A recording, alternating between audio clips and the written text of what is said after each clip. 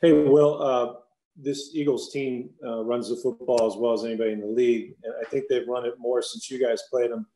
Is it Jalen Hurts that kind of creates all that space for Sanders and those guys? I mean, as a defensive lineman, what are you watching? Are you watching him, or what are the keys to stopping that? Keys for up front, like the interior defensive line, we got to make sure we stay in our gaps and change the line of scrimmage. But with a dynamic offense like they've been having, they number one in almost all the rushing categories. But to have a quarterback like that, same as when we played him in the beginning, he's dynamic. He's great. And he does open it up for everybody. You got to be able to stop the run and the pass. Thanks. We'll go to Kevin O'Donnell. Hey, well, back in October, you guys jumped out to a 28-7 lead over Philadelphia and kind of let them climb back into it in the fourth quarter. What changed with them, or maybe what changed with you guys, and how different are they from that game back then? Well, they got their rhythm. They've been going on a roll in a rhythm. They know each other at the beginning of the year, I guess. It wasn't the same. They had time to work with each other, gave their continuity, and the same for us. So I think it's going to be a pretty cool game. Next question will come from Greg Allman.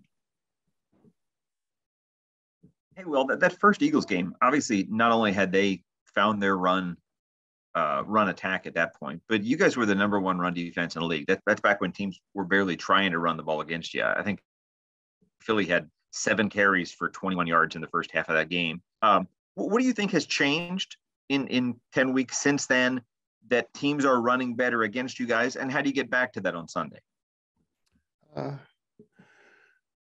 The way to get back to it is to just go ahead and follow our keys, stay with our fundamentals, and pursue and swarm to the ball. I think that's the only thing that we can do better is swarm to the ball and attack more, and everything will go into play. Thanks, Will. We'll go to John Romano.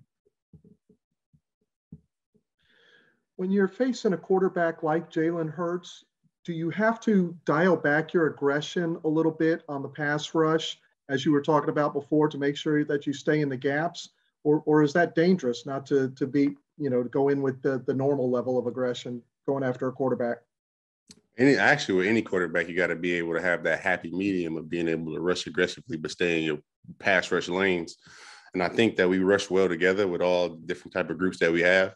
And I think we'll have something formulated to be able to get after them, but also be cautious, not necessarily cautious, but be aware of where we need to be as far as our rush lanes. We'll go to Jenna Lane. Hey, Will, just curious, what jumps out at you when you watch Miles Sanders on tape? He just seems to have so much lateral quickness and the way he's able to get outside. It's pretty impressive to watch. He runs it. He is running that thing. And I think the way they scheme their offense around him and Hurts, they got it going. It's something that we're going to be able to really follow our fundamentals and keys. I know I keep saying that, but it's really something we got to harp on is fundamentals and keys to be able to stop somebody because they both are explosive.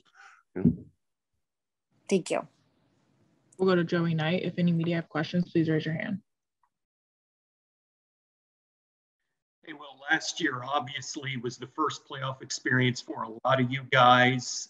What's different this time around? Is the vibe different? Is it more, for lack of a better term, more business-like this time around?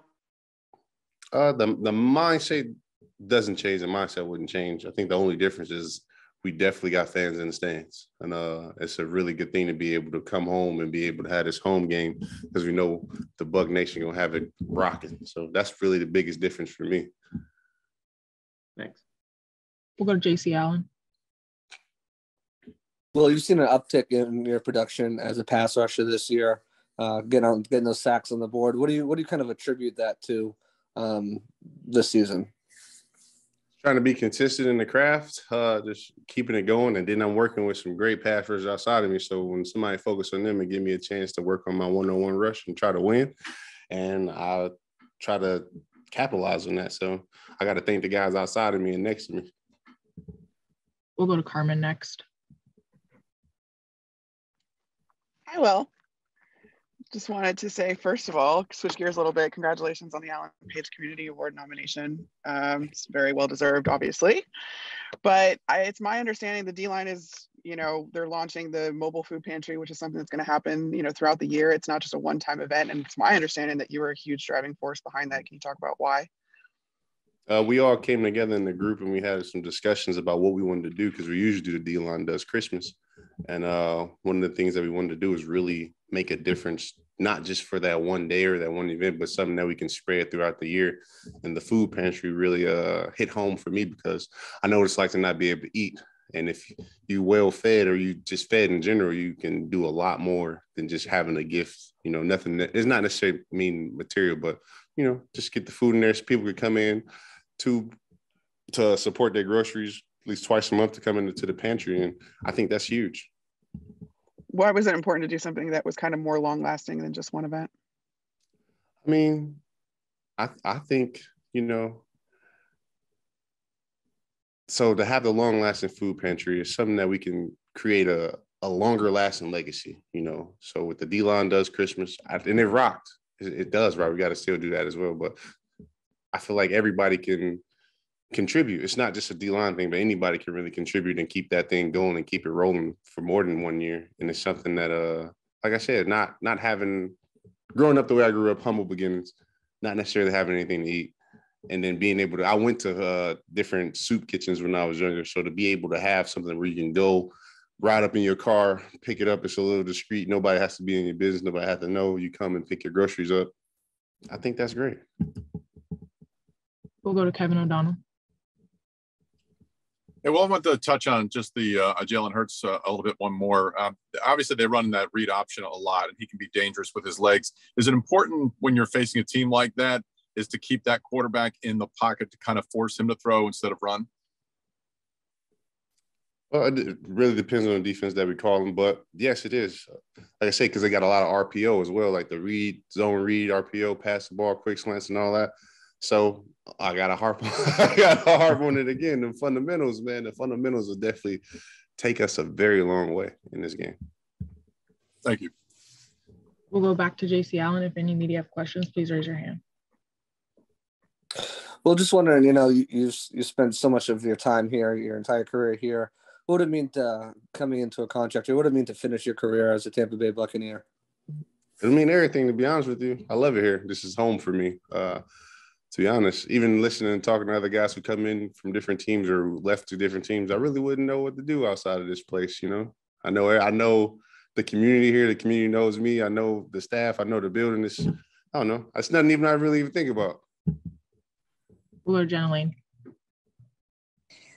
Will, you're kind of a late bloomer, and it seems like you've been playing your best ball the older that you've gotten. And I know some guys can get really discouraged when they don't have that immediate success right away and they're not getting those sacks when they're younger. Just what advice would you give to some of those players that are putting in their time right now and maybe not always seeing the results they want? The best thing I can say to them is the same philosophy I have for myself. When you come to work, you just put your head down and you work. You don't need to worry about the results. As long as you put the same consistent effort or higher every day, you get better.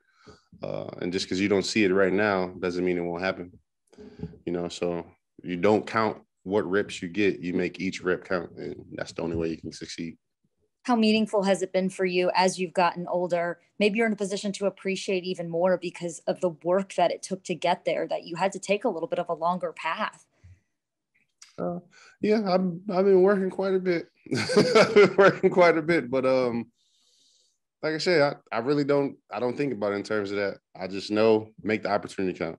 You know what I'm saying? I might not get as many pass rush opportunities, so when I get a pass rush opportunity, make it count, and also play within the scheme. So sometimes I might not get the numbers, but as long as I'm doing what I need to do within the scheme to be productive in our scheme, it works for me. I don't really complain about that type of stuff. All right, that's all we have time for. Appreciate taking the time, Will.